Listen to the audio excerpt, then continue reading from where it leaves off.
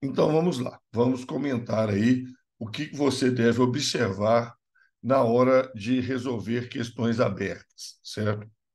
O que vem acontecendo, né? De uns tempos para cá, depois do surgimento aí do novo Enem, o que aconteceu para nós aqui em Minas Gerais, né? Aconteceu o seguinte, né? A Universidade Federal de Minas Gerais não realiza mais prova de segunda etapa, não realiza mais prova aberta, né? E usa o Enem, certo? Para a classificação, seleção dos candidatos, né? Já tinha um tempo que a Universidade Católica também tinha deixado de utilizar prova aberta, né? Então, nós temos poucas universidades em Minas Gerais e que ainda têm prova, né, discursiva, né? Prova discursiva.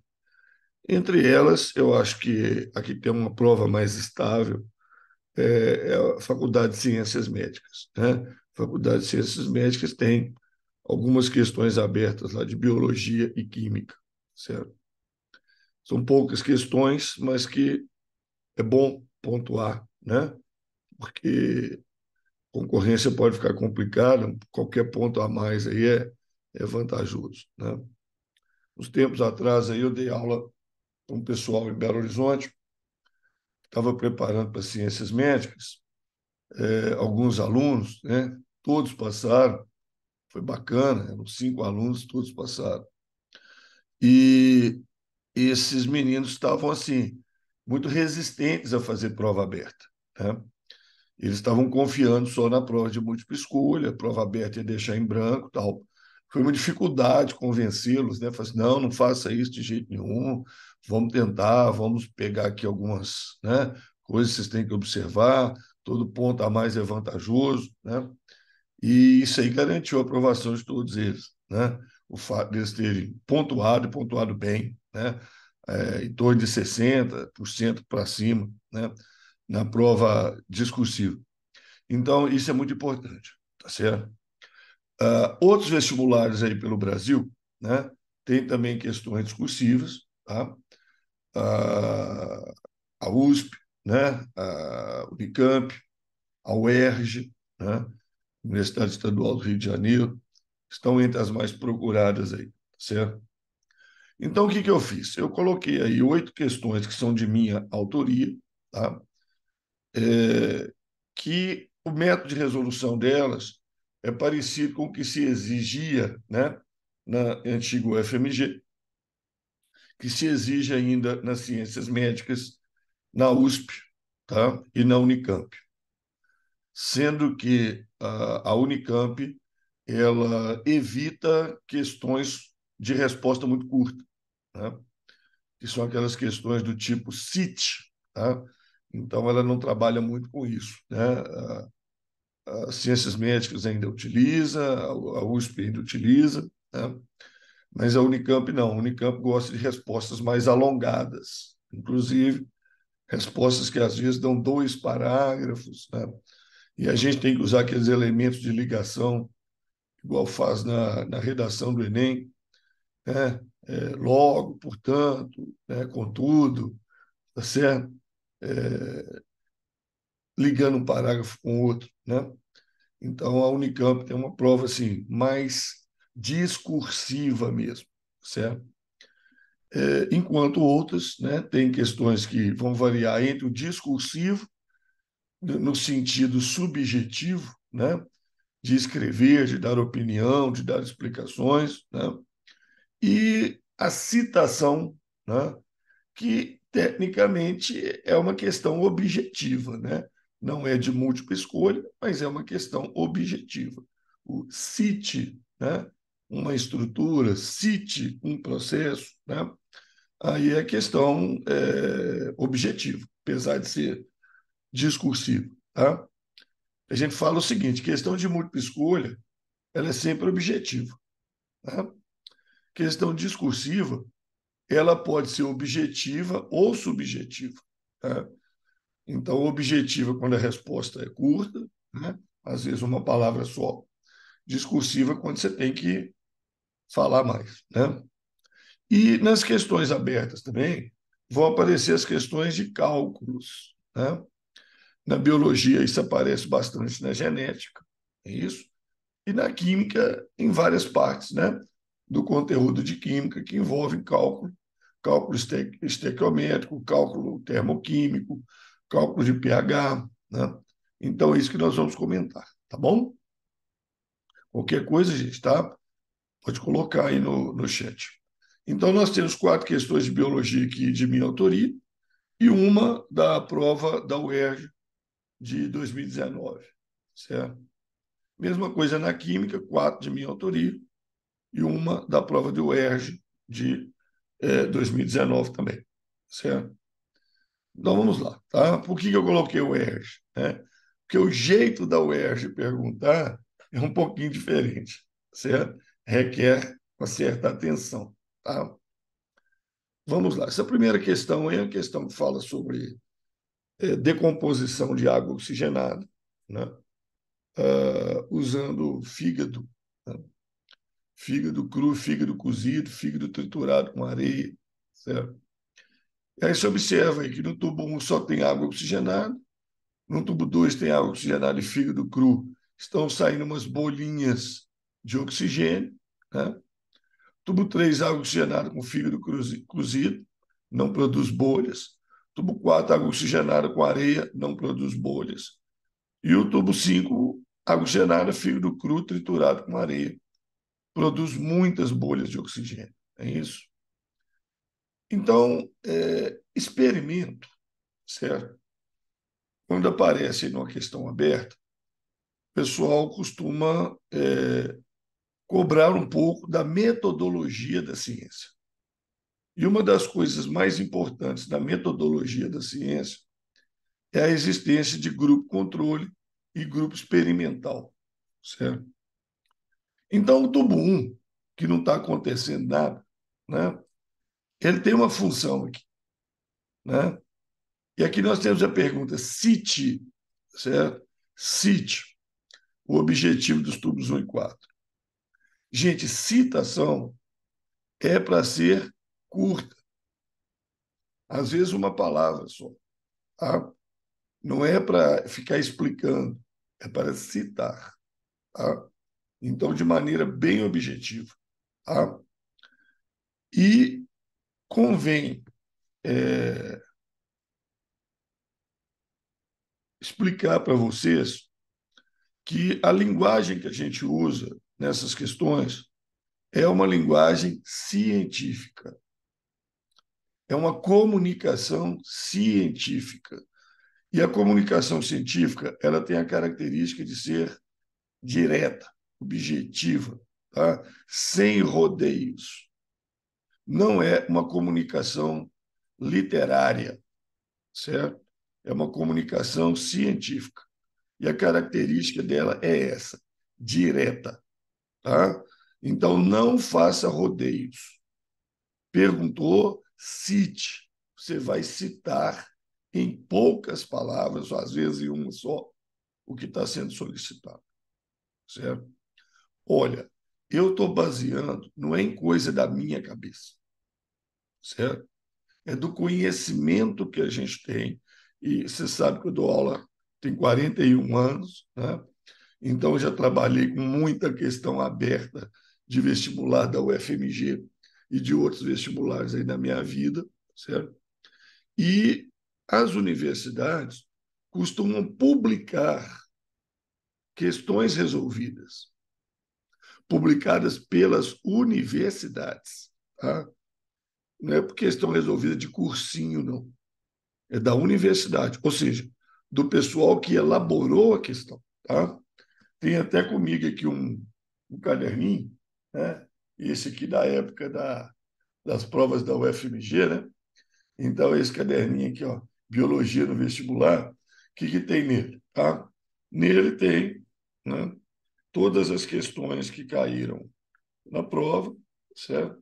De múltipla escolha e abertas, certo? E resolvidas e comentadas, tá? Resolvidas e comentadas, certo? Então, você tem, né, pela equipe, certo? Pela equipe que produziu a prova, tá? Não é de cursinho, não. É pela equipe que produziu a prova, né? A prova resolvida e comentada. A UERJ também publica, tá? Provas resolvidas comentadas. Então, alguns, né, algumas equipes publicam provas resolvidas comentadas, que chamam de sugestão de gabarito. Né? Sugestão de gabarito. Porque questão aberta ela tem sugestão de gabarito, tá? Que às vezes permite outras respostas, não é verdade? Então, a resposta é objetiva, certo? Não é para você colocar ali, ó, tubo 1, cite o objetivo do tubo 1. O objetivo do tubo 1 é. Não, não tem que escrever isso. Você já vai direto. O objetivo do tubo 1 é o quê? É servir como controle da água oxigenada. Então, você pode responder simplesmente isso: controle da água oxigenada. Agora, o que é controle da água oxigenada? Controle da água oxigenada é isso que está aqui entre parênteses. Verificar se a água oxigenada sozinha é capaz de liberar gás oxigênio. Você pode responder controle da água oxigenada, ou você pode responder verificar se a água oxigenada sozinha é capaz de liberar gás oxigênio. Certo? Ou seja, se as bolhas que estão surgindo aí são por causa do fígado, ou se a água oxigenada sozinha libera bolhas, né? Então, essa é a ideia, tá? Do grupo controle. O tubo 4, que é água oxigenada com areia, que não está liberando nada, é o controle da areia, para ver se a areia tem a propriedade de provocar a liberação de gás oxigênio. Certo? Porque, veja bem, no tubo 1 tem água oxigenada. Depois você acrescenta fígado cru, fígado cozido.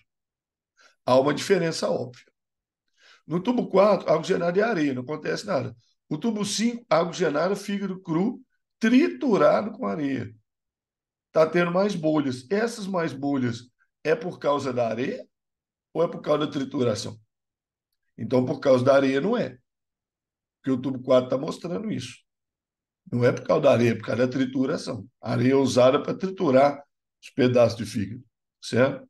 A gente amassa aquele ali com a areia, tritura o fígado. Então, o tubo 1 é o controle da oxigenada, o tubo 4 é o controle da areia, né? Então, resposta simples e objetiva. Agora, quando você tem que explicar, deixa eu ir marcando aqui, né? Citar é uma coisa, explicar é outra, né? Explique, ou então, por quê, né?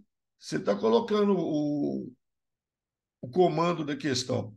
Explique ou porquê, certo? Ele está querendo que você alongue um pouquinho mais, certo? Então, explica o motivo de haver liberação de oxigênio no tubo 2, mas não ocorrer no tubo 3.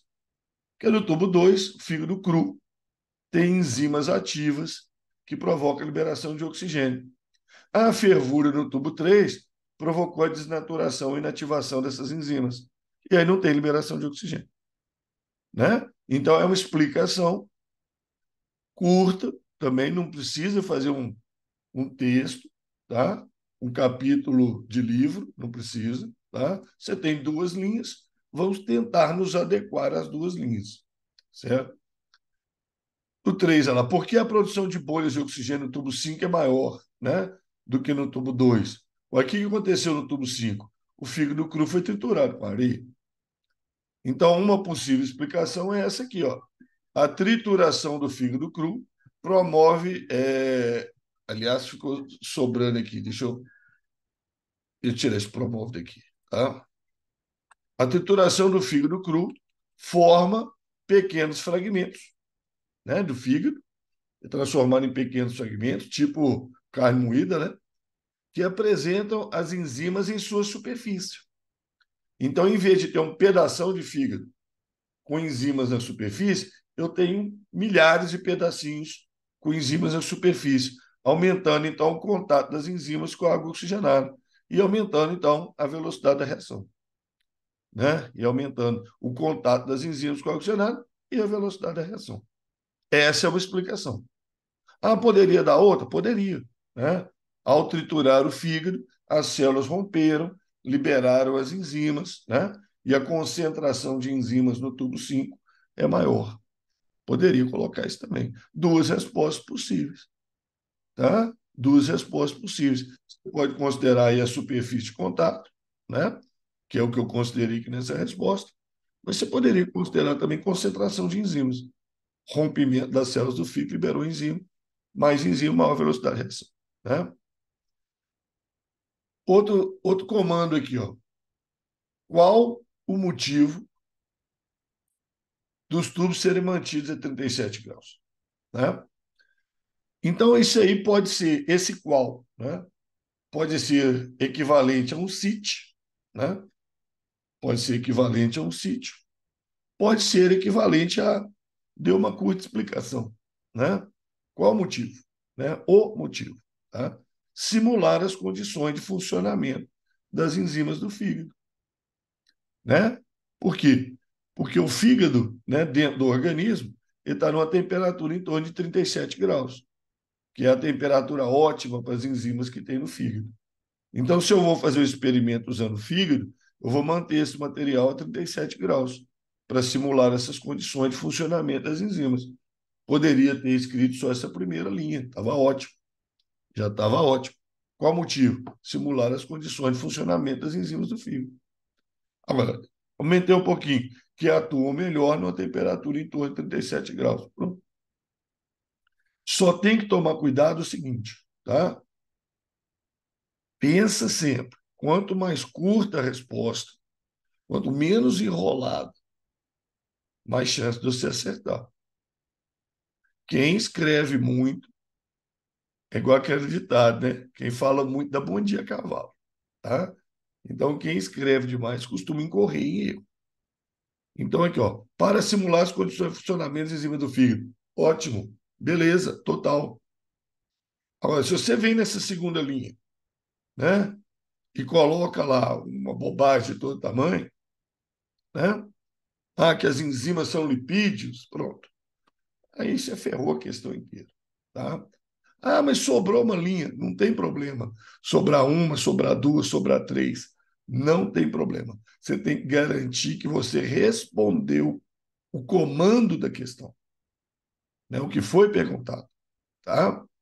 E eu trabalhei aqui nessas questões, né, com comando simples. Cite, explique, por quê, qual, certo? Tem questões que vão ter dois comandos. Aí você tem que ficar muito atento se você está respondendo a todos eles. Tá? Dois ou mais comandos. Né? Questão 2 aqui. Ó. Experimento também. Tá? Num estudo, pesquisadores modificaram o hábito de pequenos artrópodes que vivem entre musgos para investigar a dinâmica das subpopulações desses animais.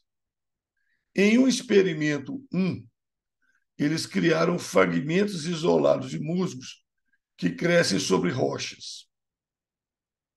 Certo? O experimento 1, fragmentos isolados.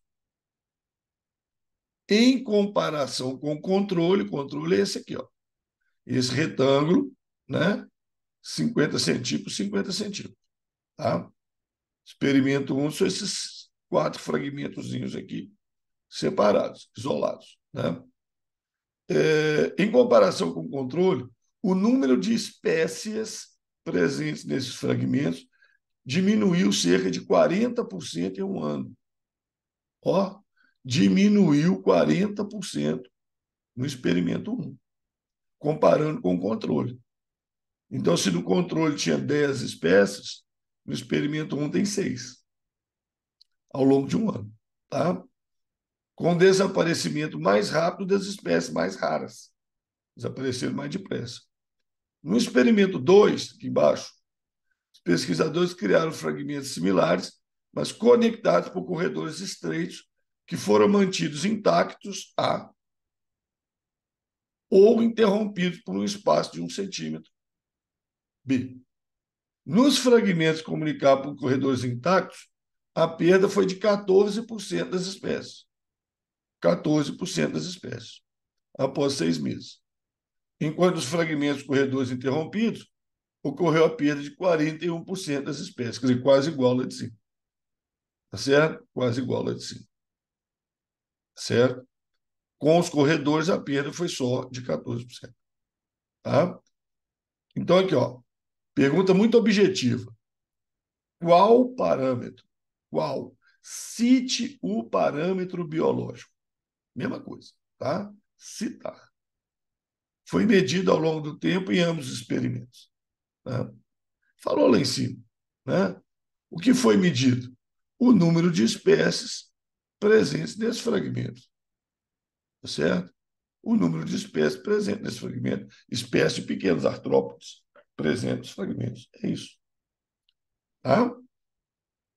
Suponha que todos os pequenos artrópodes presentes no fragmento controle, todos, tá, estejam mortos ao final do experimento. Morreram todos. Como? Aí você vai explicar agora. Os pesquisadores iriam interpretar o experimento. Né? Aí cabe uma explicação. Como que eles iam fazer isso? Não é uma palavra só. Né? Cabe uma explicação. Então, se o controle falhou, se todos morreram no grupo controle, não tem como olhar o resto do experimento, não. Vou comparar com o quê? Certo? O controle morreu, né? Sobrou ninguém lá no grupo controle, certo? Então, não haveria como os pesquisadores interpretar o restante do experimento. Ou seja, seria uma falha no grupo controle que serve exatamente como padrão de comparação para os demais grupos. Tá certo? Imagina o teste de um medicamento.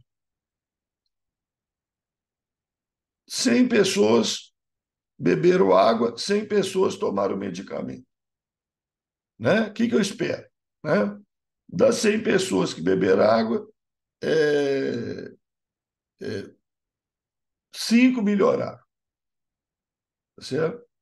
Das que tomaram o medicamento, 50 melhoraram. Opa, medicamento é bom para caramba.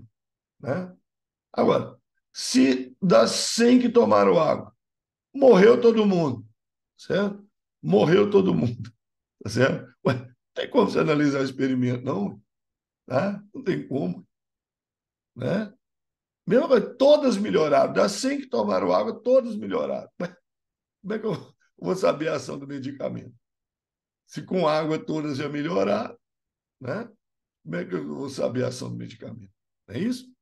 Então, o grupo controle não pode falhar. Se o grupo controle falhar, não tem como comparar, né? Então, explicação. Cite. Ah, então esse aí é curto, né? Mais ou menos. Porque está pedindo para citar uma possível conclusão, né? Citar uma possível conclusão, certo? Então, no experimento 1, a fragmentação e isolamento do hábitat dos artrópodes, experimento 1, fragmentou e isolou, certo? Provocou grande prejuízo para o número de espécies, indicando que os artrópodes precisam de uma área maior e contínua, certo? Que a fragmentação deu um problemão para eles, certo? Numa área maior e contínua, que é o controle, né? Você tem mais espécies. No experimento 2, a presença dos corredores contínuos diminuiu o efeito da fragmentação do hábitat sobre os artrópodes. Em vez de 40%, foi 14%. Mas quando os fragmentos são interrompidos, o resultado é semelhante ao experimento 1. Certo? Então, isso é uma possível conclusão. Tá? Uma possível conclusão. Beleza? Agora aqui, ó. Relacione. Então, o relacione, você está comparando uma coisa com outra. Certo? Comparando uma coisa com outra. Então, usei aqui o início de frase, ó, muito bom para isso. Né? Assim como aqui está acontecendo uma coisa, ali está acontecendo outra. Né? Quanto maior uma coisa, maior a outra, certo? Não. Então, relacione os resultados do experimento com a construção de corredores ecológicos entre unidades de conservação. Olha, está saindo de um experimento com musgos em pedra e pequenos artrópodes e está indo para a ecologia de fragmentos florestais. corredores ecológicos entre unidades de conservação. Então, assim como no experimento, os corredores ecológicos favorecem o maior deslocamento dos animais. Aí está falando de animal, né? Favorecendo a obtenção de alimento, também mantendo a diversidade genética das espécies, uma vez que diminui a ocorrência de cruzamentos consanguíneos, né? Então, os animaizinhos presos aqui nesse fragmento só podem cruzar com os parentes deles ali. Ó. E isso é consanguinidade, isso não é bom. Isso é nocivo. Cruzamento entre os parentes diminui a diversidade genética, começa a aparecer umas doenças de origem genética. Agora, quando é um corredor, aí eles podem cruzar com outros que não são da família dele, estão em outras partes. É isso? Mesma coisa acontece, então, no corredor ecológico. Tá? Então, fez a comparação, corredor ecológico com a continuidade, né? Aí entre os fragmentos. Beleza? Então, relacione, né? A resposta é um pouco mais longa. Tá? Questão genética. Não vou detalhar todo o desenvolvimento dela, não. Vocês vão ver ela aí depois, né? Vocês baixam o arquivo e conferem depois. Distrofia muscular do gene é uma doença do cromossomo X que só afeta jovens meninos, certo? Só afeta jovens meninos. A ocorrência em meninas é muito rara. Está relacionado com mutações, inclusive. Tá? Mas em meninos, não. Em meninos, ela segue herança tradicional, certo? Como você está vendo aqui o casal normal e o filho afetado, mas não falou qual que é o normal, qual que é o afetado, né? Gente, a representação clássica, né? Afetados em escuro, certo? Distrofia muscular do gênio, é uma doença rara, tá? Então, nós temos aqui, né? Alguns meninos afetados, mas a maioria do pessoal normal. O homem, para ser afetado, já que é um gene do cromossomo X, o homem afetado tem que ser XDzinho Y, recessivo. E esse gene recessivo XDzinho vem da mãe. Então a mãe é normal. XDzão, XDzinho. Se ela passar o Dzinho para o filho, se ela passar o Dzinho para o filho, se ela passar o Dzinho para o filho, se ela passar o Dzinho para o filho nasce afetado. Ah, por que a mãe não pode ser afetada? Muito simples, né, gente? Para a mãe ser afetada, ela teria que ser XDzinho, XDzinho. Então, um Dzinho tinha que vir do pai dela. O pai, então, teria distrofia muscular. Como a distrofia muscular, né, mata o indivíduo muito cedo, está numa cadeira de roda por volta dos 10 anos, dificilmente sobrevive.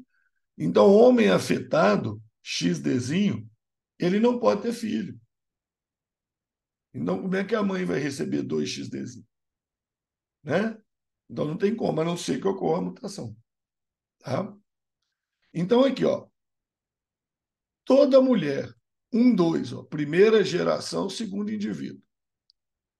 Mãe de menino afetado, a mulher normal e portadora do gene, XDzão, XDzinho.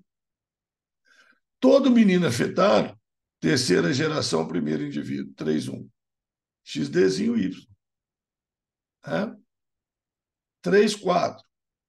Ó, mãe de menino afetado, XDzão, XDzinho. 3-7. 5-6-7. Essa aqui é um problema.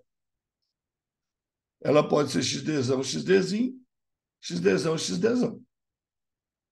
Né? A mãe dela tem o XDzão e o XDzinho. Filho afetado, tá vendo? Ela pode ser XDzão, XDzão, XDzão, XDzinho. Mas tem 3 filhos homens, nenhum tem o XDzinho. Então, olha a pergunta que foi feita aqui em cima. Não é qual o genótipo exato, é qual o genótipo mais provável. Mais provável. Então, o mais provável para essa mulher é que ela seja XDzão, XDzão. Certo? Mais provável que ela seja XDzão, XDzão. Porque ela tem 3 filhos normais. Se tivesse uma afetada aqui, pô, já dava certeza que ela é XDzão, XDzão. Mas tendo 3 filhos normais, né? É mais provável que ela só tenha XDzão para passar para eles. Se tiver 5 filhos normais, mais provável ainda, certo? E o 4, né? Homem normal, todo homem normal, XDzão. Então, isso aqui, simples, né? CIT, né? CIT, o genótipo. Você vai interpretar lá, mas aqui é só citar, né? Agora, o que eu chamo a atenção agora para isso aqui? Ó? Questão que envolve cálculo. Questão que envolve cálculo. Veja como que eu resolvi essa questão. Probabilidade do casamento de 4,2 com 4,5. 4,2 essa menina aqui, 4,5 esse menino aqui. Probabilidade de casamento deles são normais. Nasceu uma criança afetada. Para nascer uma criança afetada, 4,2 tem que ser portadora. Então tem que avaliar a família dela, que é o casal 3,4, 3,5. Casal 3,4, 3,5. A mulher normal portadora lá, filho afetado. Mulher tem que ter portadora. Homem normal, tá aqui, ó. O que se espera isso aqui? Então, o indivíduo 4,2 é do sexo feminino. O indivíduo 4,2 é do sexo feminino. Para ela ter filho afetado, ela tem que ser heterozigota. A probabilidade dela ser heterozigota é meio. Certo? E nesse cruzamento, dos pais dela, a probabilidade de nascer uma criança afetada é de 1/4. Nesse cruzamento, tá? É 1/4. Ela é meio, porque menina, né? Ela já nasceu, ela é menina. Então ela é XDzão, XDzão, ou XDzão, XDzinho, né? Ela já nasceu. Então é meio, certo? Não é 1/4, não. E nesse mesmo cruzamento, nasceu uma criança afetada, é 1/4. Aí essa, né, menina aí, né, ela vai casar com o indivíduo 4,5, que obrigatoriamente é XDzão Y. Então o casamento é isso aqui, ó. Ela pode ser XDzão, XDzão, XDzão, XDzinho. O 4,5, marido dela, é XDzão Y. Agora, para nascer criança afetada, essa mãe, que é 4,2, deve ser heterozigota. E a criança, XDzinho Y, semelhante a essa situação do casal anterior. Porque se a mãe for heterozigota, tá vendo? XDzão, XDzinho, vai cair nesse caso aqui. A chance de nascer criança afetada é 1/4. Só que eu tenho duas coisas, né? A probabilidade da mãe ser heterozigota, que eu não tenho certeza, ela pode ser XDzão, XDzão, XDzão, XDzinho. E sendo a mãe heterozigota, nasceu um filho afetado. Então a probabilidade da mãe ser heterozigota é meio. Meio. E nesse cruzamento, né, da mãe heterozigota com o homem normal, que é o mesmo cruzamento aqui de trás, aproveitei ele, a chance de nascer um filho afetado é 1/4. Meio vezes 1/4, 1/8, 12,5%. Não interessa muito a resolução, tá? Me interessa a organização da resposta. Questão aberta, você tem que organizar. Cálculo, cálculo não é continha. Cálculo é o raciocínio, tá? A linha de raciocínio que você usou. Tenta escrever o mais organizado possível. Ah, o espaço é pequeno. Diminui aí os textos, tenta diminuir os textos, pratica numa página em branco, certo? Verso da capa, da prova, certo? Lá no final, pratica lá como é que vai ser seu texto. Mas tem que caber no espaço, de forma organizada. Isso é que mata, viu? Questão aberta é o seguinte: questão vale 10. Você pode tirar de 0 até 10. Depende do que você fez. A questão de múltipla escolha vale 10. Ou você tira 0 ou tira 10. Certo? Questão de múltipla escolha ou é 0 ou é 10. Agora, questão aberta pode ser de 0 a 10. Então, se tiver bem organizado, mas não chegou na resposta correta, o cara pode te dar 5, pode te dar 4, pode te dar 6. Se ele viu que foi um errinho de conta, mas que seu raciocínio está tudo correto, pode te dar 8. E isso é importante. É isso que vocês têm que enfiar na cabeça. Tá? Porque se você deixa em branco, é 0. Se você escreve alguma coisinha certa dentro daquele desenvolvimento, já não é 0 mais. E um ponto pode fazer a diferença, meio ponto pode fazer a diferença. Tá? Mas tenta organizar. Não faz bagunça, não. E tenta fazer uma letra bonitinha que dá para entender. Certo? Capricha. Tenta fazer uma letrinha bonitinha que dá para entender. Certo? Muitas doenças humanas são provocadas pela manifestação de genes. Tarará. Explique. Aí, ó. Deixou 3 linhas. Tá? Não está esperando uma explicação gigantesca, né? Não está esperando uma explicação gigantesca. Dá para fazer uma explicação curta, né? Deixou 3 linhas, certo? Explica como a medicina poderia contribuir de forma ética, para evitar que o gene da distrofia muscular do Duchenne fosse transmitido de uma geração para a geração seguinte. Né? Ah, mata todo mundo que está doente, mata a família toda que está doente. Não, pô, isso não é ético, não. Isso é eugenia. Né? Pode fazer isso, não. Certo? Isso não é ético, não.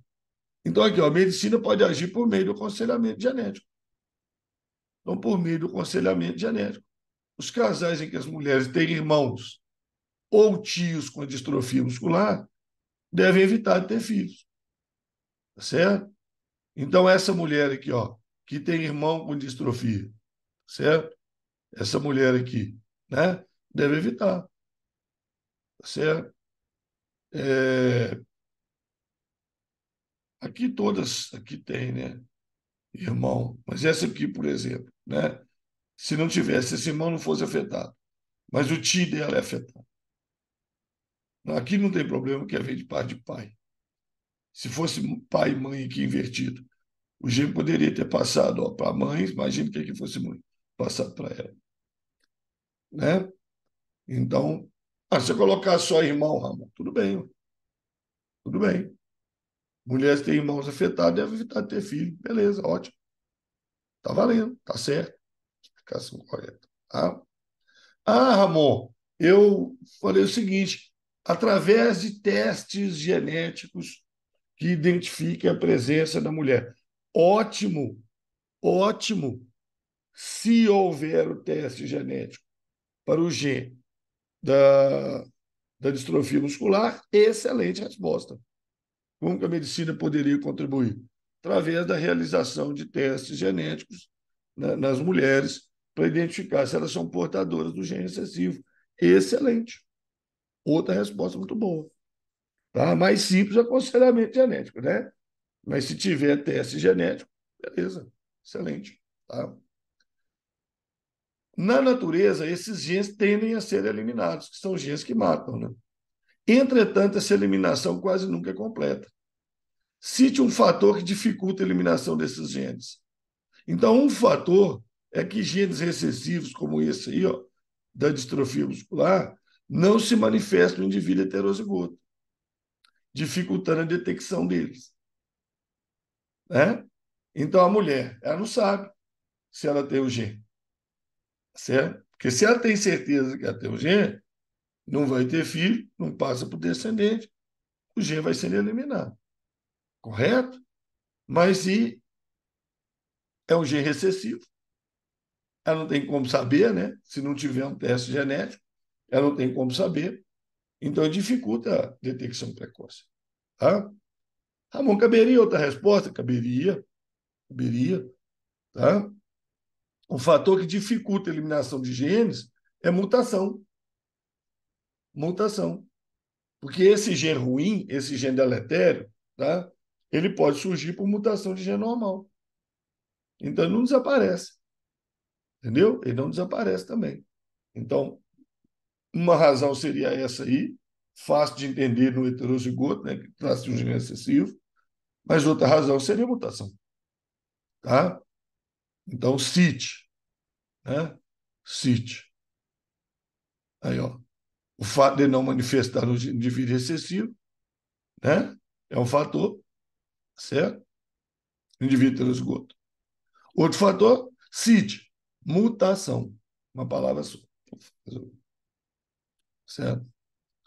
Nas populações humanas, animais ou vegetais, é correto afirmar que genes deletérios, né? Genes deletérios, no caso, o que é um gene deletério? Relacionado ao aparecimento de doença. Encontre-se em equilíbrio gênico, justifique sua resposta. Gente, a UFMG, tá? Foi pioneira nisso aí. Depois deles perceberem que os alunos estavam enrolando a resposta, escrevendo, e não afirmava se estava em equilíbrio gênico ou não, se era certo ou errado, se era maior ou menor, certo? Eles começaram a fazer isso aqui, botar as quadrículas. Então, primeiro você marca a quadrícula, e aí você vai justificar. Esse justificar aqui é um porquê, é uma explicação, né? É uma explicação. Então, é correto afirmar que genes deletérios estão em equilíbrio gênico? Não, não. Por quê? Porque uma das condições para que exista equilíbrio gênico é que os alelos devem possuir o mesmo valor adaptativo. Um gene não pode ser melhor que o outro. E o gene normal é muito melhor que o gene da doença. Então, os genes deletérios não se encontram em equilíbrio gênico nas populações. Tá certo? A não ser que o enunciado mande você considerar. Mas aqui é claro. Tá? Não, pode não. Tá? Genes que causam problema, grande prejuízo ou grande vantagem, eles não podem estar em equilíbrio gênico. Tá? Cite, olha lá, uma palavrinha, um exemplo de doença humana, além da distrofia muscular do gene, né, de base comprovadamente genética. Hemofilia, né? Hemofilia, certo? Não exagera não, tá? Não exagera. Pega doenças bem conhecidas, tá? Então, hemofilia, tá? Albinismo, tá? Miopia, tá? Certo?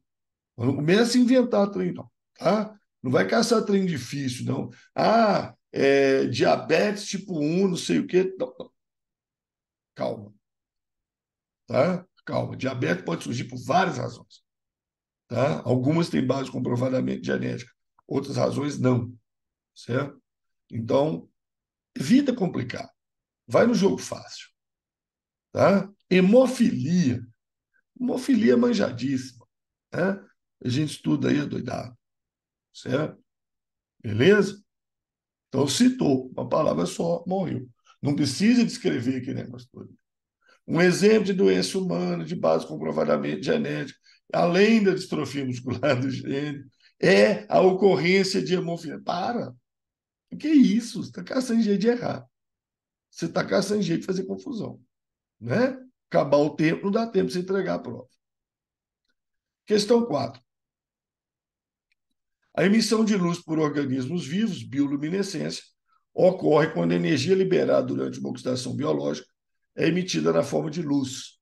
Admite participação na substância oxidável, denominada luciferina, que, em presença de oxigênio ATP e uma enzima, luciferase, é destruída por uma reação oxidativa que libera luz. Diversos organismos possuem essa característica. Fungos, protozoários, esponjas, medusas, fiuróides, caramujos, bivalve, lula, camarão, copépodo de peixe, mosca, centopeia, oligoquetos e, evidentemente, os populares besouros conhecidos como vagalumes ou pirilampos. Então, aqui dois vagalumes comuns. Eucratomorphos giganteus, família Lampyridae, e dois Piroforos phosphorescens, família Lateridae. São dois vagalumes simpáticos, certo? Cite uma possível vantagem da bioluminescência dos animais. Tá? Uma possível vantagem. Possibilidade de comunicação entre machos e fêmeas da mesma espécie.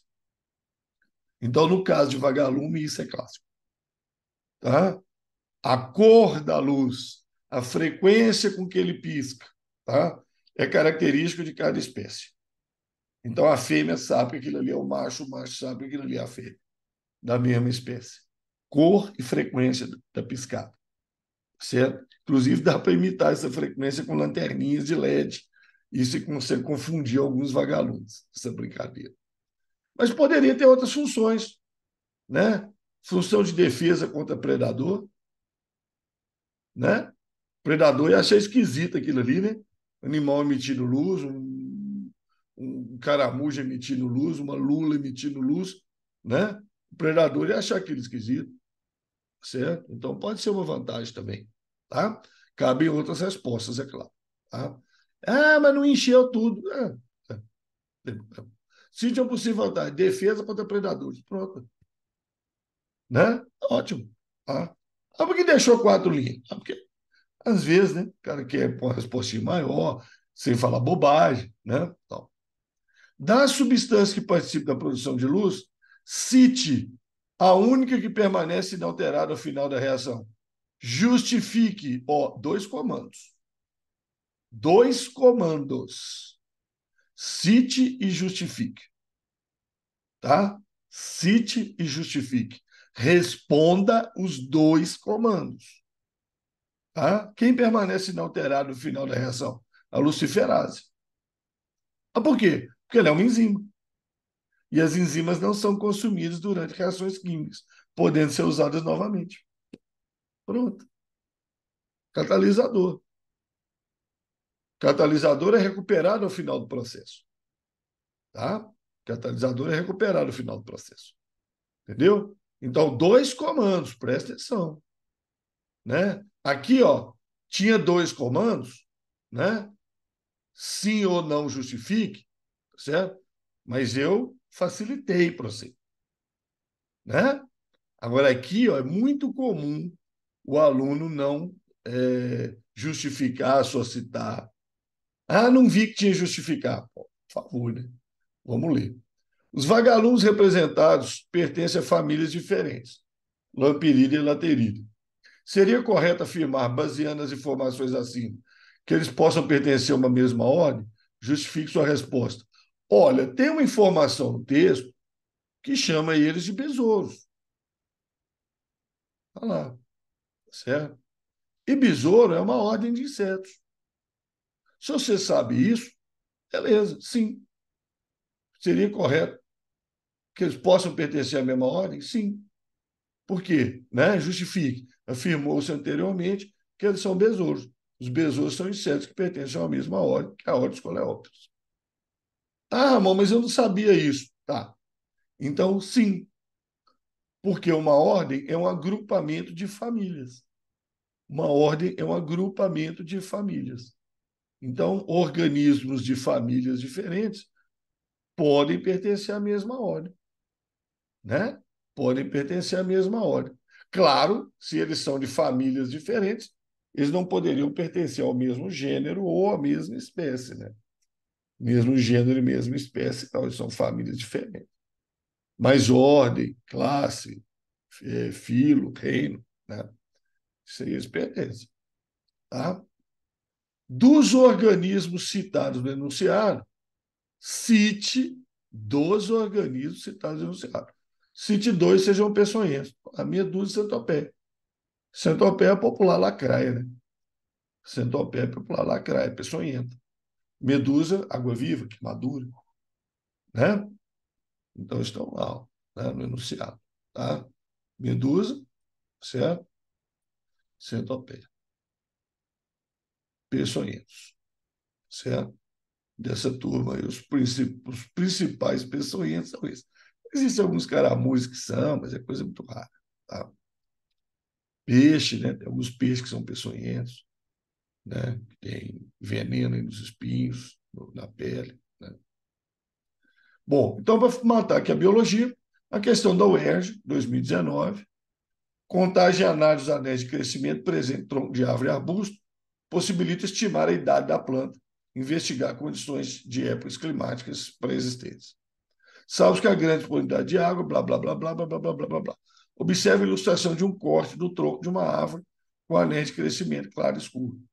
Indique o tipo de tecido condutor responsável pela formação dos anéis. Indique também entre as substâncias químicas desse tecido a confere mais rigidez da parede das células e aponte ainda as duas principais funções.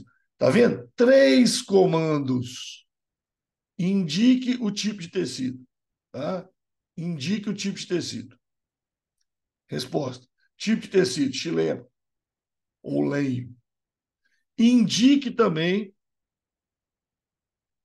dentre as substâncias presentes, a que confere maior rigidez. Substância química, lignina.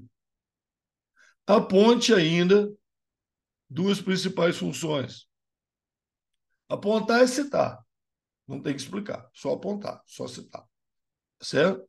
Funções, transporte de seiva bruta, ou se você quiser, transporte de água e sais minerais, uma coisa. Sustentação.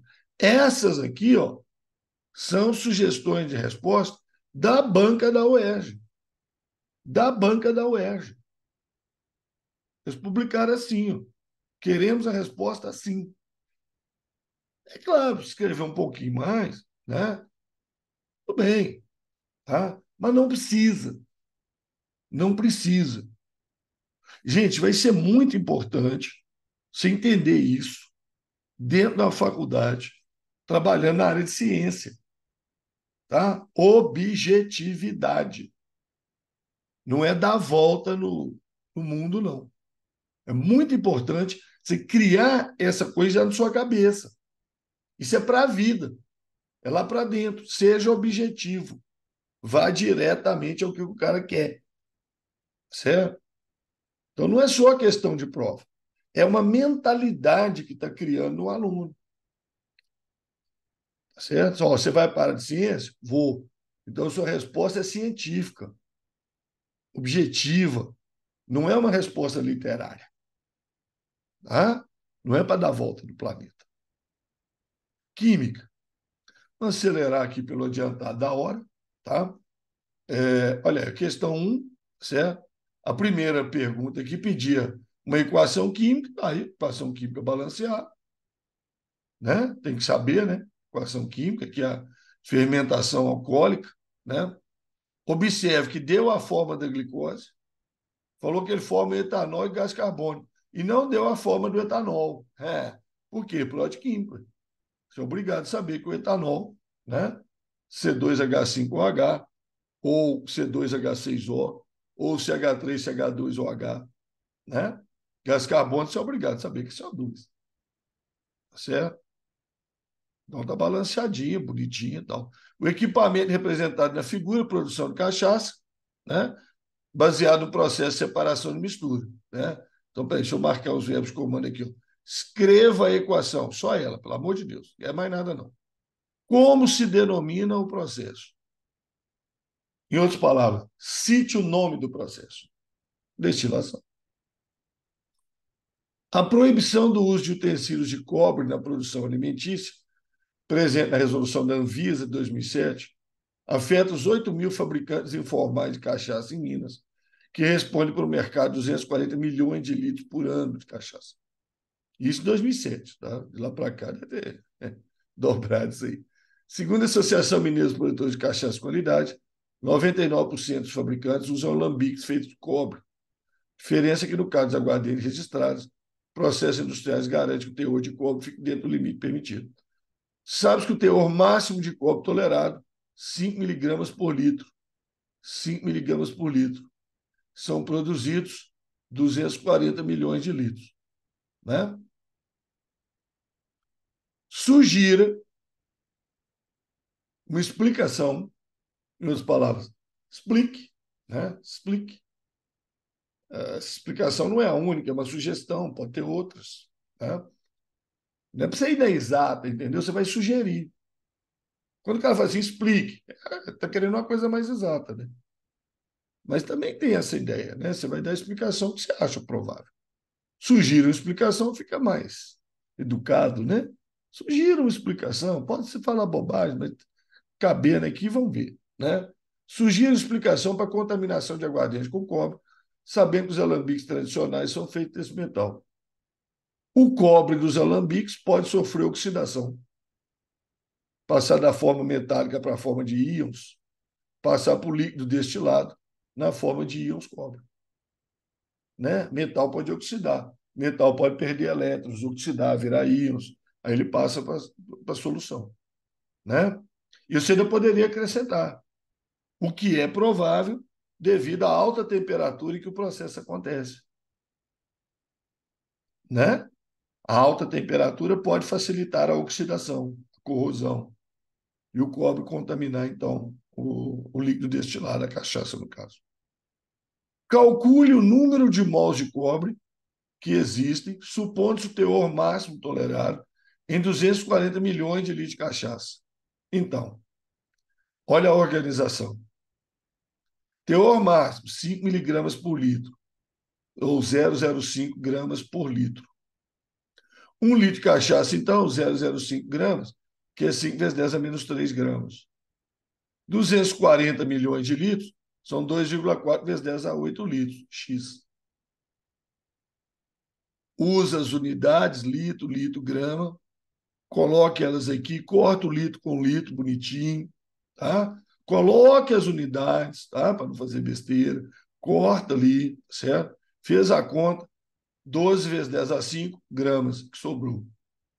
Massa molar do cobre, isso aí você pega na tabela periódica, tá? Essas provas abertas vêm com tabela periódica, você pega lá a massa molar do cobre. Então, 63,5 gramas é um mol. 1 milhão e 200 mil gramas, que é o que eu achei aqui, ó, 1 milhão e 200 mil gramas, né? 18.897 mol, quase 19 mil mol, aproximadamente 19 mil mols, né, de cobre, né, nesses 240 milhões de litros de cachaça. Tá certo? Pesa bem. 1.200 quilos, hein? Uma tonelada e 200. Né? Uma tonelada em 200, 240 milhões de litros. É muito cobre, né? Também vai beber essa cachaça toda, né? Tá certo? Mas aí, olha a organização dos cálculos. O cara vê direitinho o que você fez. Tá? Teor máximo foi informado no texto.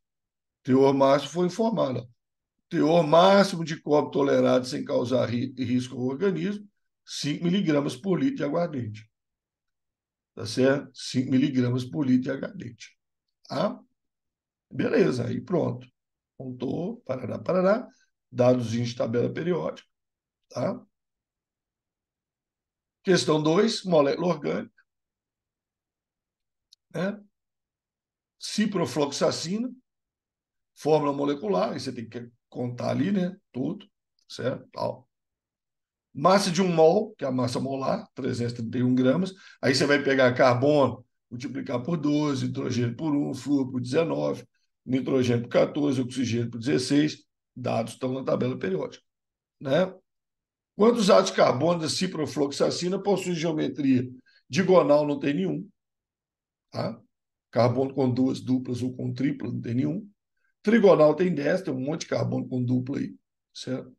E os 7 que sobraram são tetraédricos. 1, 2, 3. 1, 2, 3 ali em cima. 4, 5, 6, 7 aqui. Ó. São os tetraédricos. O resto tudo os 10 são trigonais.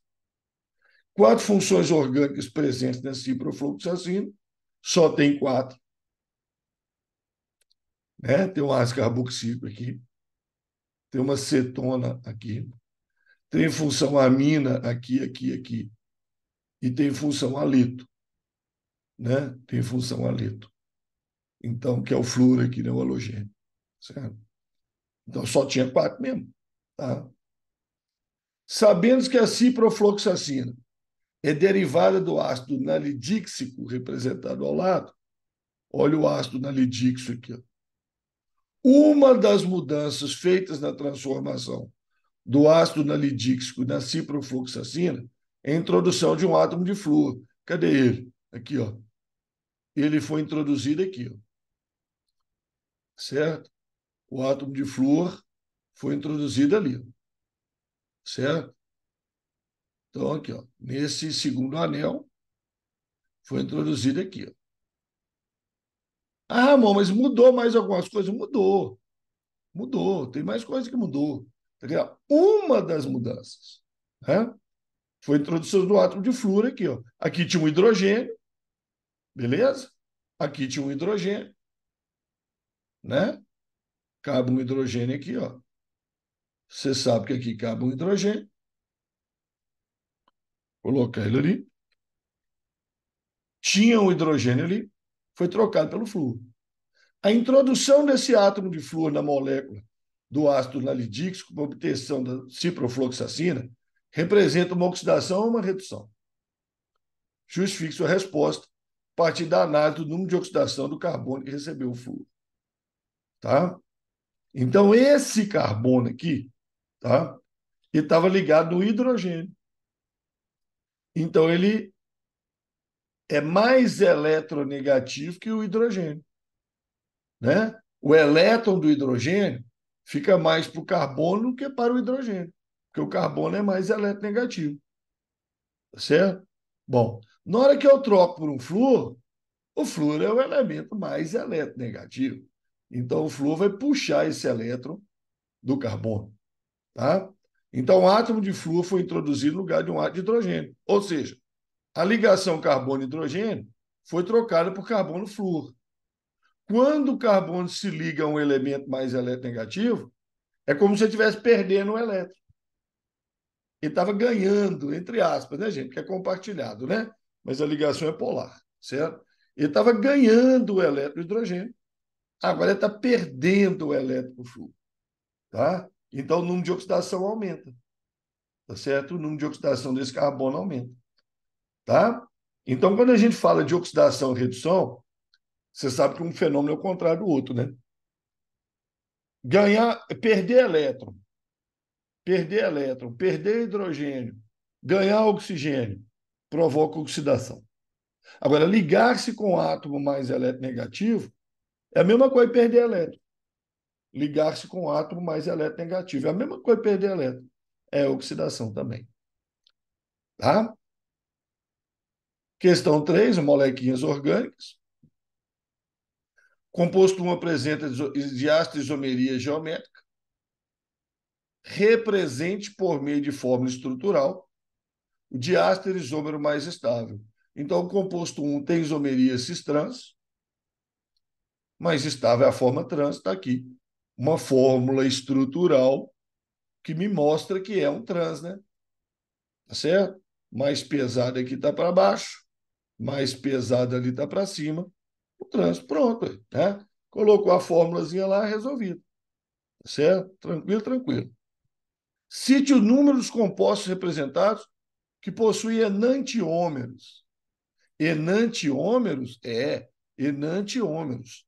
Isômeros ópticos. Isômeros ópticos, tá? Enantiômeros. Então, quem é que tem enantiômero? Quem tem carbono quiral. Aí você tinha que procurar quem tem carbono quiral, né? Então, pelo adiantado da hora, só vou mostrar aqui, ó, que esse carbono é quiral, tá certo? Esse aqui, né? Esse aqui, do butanol, é quiral. Esse aqui é quiral. Eles encontram-se ligados em quatro coisas diferentes, tá? Não se esqueça que aqui tem um hidrogênio, né? Não se esqueça que aqui também tem um hidrogênio, certo? E o resto são grupos diferentes, né? O resto são grupos diferentes, certo? Então, nós temos aí os compostos 2, 4 e 6 com carbono quiral. Cite os números dos compostos. 2, 4 e 6. Aí vai ler correndo e lê lá. Cite o número de compostos. 3. Tem 3 compostos. Não, é isso a pergunta. Cite os números. Esses números 1, 2, 3, 4, 5, 6, eles estão aqui em cima. Não é à toa, não. É para usar. Né? É para usar. Tá certo? Escreva a equação balanceada da combustão completa de 2. Então, você tem que pegar o 2 aqui e fazer a fórmula molecular dele. C10H16 reage com oxigênio, CO2 e ar. Combustão completa, balanceada. Composto 3 pode comportar-se como ácido ou base de Bronsted conforme o meio onde se encontra, represente a forma estrutural, que mostra como seria sua estrutura em meio ácido. Meio ácido é um meio onde tem H+, certo? Esse grupo amina, ele tem um par de elétrons sobrando aqui em cima, e esse H+, certo? Recebe esse par de elétrons, tá? Esse H+ aqui vai receber esse par de elétrons, e isso é o comportamento dessa substância em meio ácido, tá certo? Ah, mas eu nunca vi isso, preocupa não, tá? Falei que aqui o importante não era a resolução da questão em si, mas como resolver. Então, fazer a fórmula mais organizadinha, bonitinha, ganhou um H+ aqui, né? Então, era NH2, virou NH3+, certo? Então, represente, né? Represente, representei, escreva, escrevi, cite, citei. Represente de novo uma fórmula estrutural do próximo composto da série homóloga, a que pertence o composto 2. Série homóloga é a série pertencente à mesma função, né? Então, isso aí é o eteno, o próximo é o propeno, depois vem buteno, penteno, hexeno, etc. Então, se isso aqui é o eteno, série homóloga, o próximo da série é o propeno. Tá aí, forma estrutural do propeno. Tá? Gente, forma estrutural mostra a estrutura. Pode ser qualquer uma que você conheça, desde que mostre a estrutura. Você não pode colocar a fórmula molecular, a fórmula mínima, isso você não pode. Certo? Questão 4. Aí nós temos uma típica questão, tá? De prova discursiva. De química, né? 2 ou 3 itens. O primeiro fácil, o segundo um pouquinho mais difícil e o terceiro mais difícil. Tá? No caso aqui, o terceiro depende do segundo. Então, lá é uma região industrial com a formação de chuva ácida. A neutralização de 100 mililitros dessa chuva requer 4 vezes 10 a menos 5 gramas de NaOH. Escreva a equação balanceada da neutralização do H+, presente na chuva ácida. Então, a base é NaOH, o ácido representado pelo H+, o sódio vai para o lugar do hidrogênio, o hidrogênio vai para o lugar do sódio. Na e água. Neutralização de H+. Determine a quantidade de H+ em mol que está presente em 100 ml dessa chuva ácida. Né? Então, olha só. Pego a equação. Se eu gastar 40 gramas de NaOH, eu neutralizo 1 mol de H+. Ah, por que você falou em massa e mol? Porque o dado que eu tenho de NaOH é massa. O dado que eu tenho de NaOH. E a quantidade que ele está querendo de H+ é mol. Então, por isso que eu fiz a proporção massa-mol. Massa de NaOH para mol de H+. 40 gramas de NaOH, que é 1 mol de NaOH, consulta os dados da tabela periódica, neutraliza 1 mol de H+. 4 vezes 10 a menos 5 gramas de NaOH, neutraliza X. Pronto, faz a continha, 10 a menos 6 mol. Em 100 ml da chuva ácida, tem 10 a menos 6 mol. Né? Tranquilo, certo? Só basear na equação. Tá vendo? A equação ajuda o item B. O item B vai ajudar o C. Calcule o pH da chuva ácida. Para calcular o pH da chuva ácida, eu preciso saber a concentração de H+ nele em mol por litro. Então, eu tenho que 100 ml, que era 100 ml, que é 0,1 litro, tem 10 a menos 6 mol de H+. 1 litro tem X. X, então, 10 a menos 5 mol de H+. Isso de 1 litro. 10 a menos 6 em 100 ml, 10 a menos 5 num litro. Ué, se a concentração de H+ é 10 a menos 5 mol por litro, então pH é menos log de 10 a menos 5, pH é igual a 5. Pode pôr 5, 5,0, 5,00. Tranquilo. Mas olha a organização. Sem bagunça. Tá? Equação, coisas de baixo. Ah, não coube isso aqui, põe para o lado de cá, certo? E põe a resposta no cantinho embaixo direito, no local onde está sendo pedido. Ô, Ramon, e se não tiver o local para pôr a resposta? o ideal é você colocar a resposta nesse cantinho, tá? Você pode até fazer o quadradinho e colocar. É obrigatório? Não. O que não pode acontecer é a resposta perdida no meio do que você escreveu. Isso não pode acontecer, tá? E você tem que colocar alguma coisa que eu interpreto. Se você não coloca nada aqui, ó, o cara pode te dar zero. Não fez os cálculos. Não tem revisão. Prova de vestibular não tem revisão de prova, tá? O cara mete um zero no celular e pronto. Tá? Ah, por quê? Ué, você não mostrou os cálculos, mostrou nada. Né? Como é que você resolveu esse trem? Ah, foi com o pescoço. Deu uma olhada no pescoço do vizinho, tarará, tarará, né? É, e, finalmente, nós temos aqui uma questão da UERJ de Química, mesma coisa de Biologia. Quer ver? Ó, olha lá. Recentemente, cientistas desenvolveram um processo eletrocatalítico que possibilita a síntese de etanol a partir dos reagentes de dióxido de carbono e água. Nesse processo, é empregado um catalisador constituído por isso aqui. Nomeie os óxidos presentes na composição do catalisador. Olha lá, primeira pergunta. Nomeie os óxidos presentes no catalisador. CNO e Al2O3. Cobre não é óxido, né?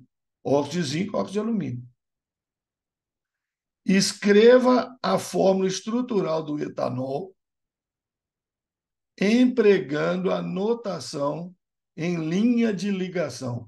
Atenção! Se você vai fazer vestibular na UERJ, tá? Notação em linha de ligação é isso aqui, ó. É aquela representação geométrica, tá? Desse tipo aqui, dá 2, por exemplo. Isso é notação em linha de ligação. Aqui está misturado, né, com fórmula condensada, tá? Mas notação em linha de ligação é essa representação, tá? Geométrica. Tá aí o etanol. CH3, CH2 ou H.